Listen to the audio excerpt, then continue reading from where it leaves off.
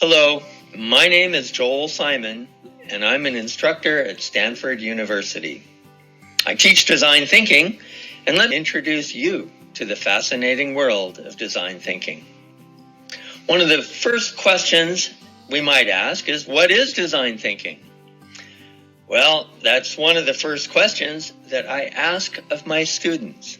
And in fact, their answers help to define the answer to that question.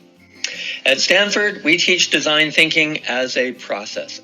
It's a process that invites innovative and iterative interactions and inventions to improve how we live our lives.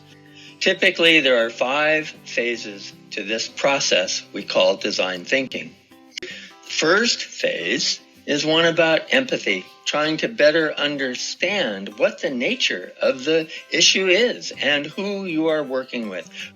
The second phase, definition or defining the problem. And this is one where we engage the students, usually in small teams, to better define the problems that we're working with.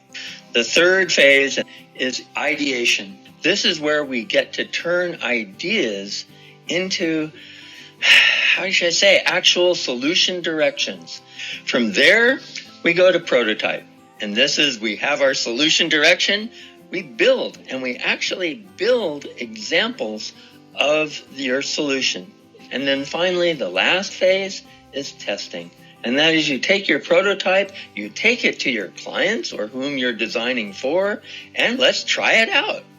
And eventually, we hope that one of our prototypes passes the test. And this is what design thinking is all about.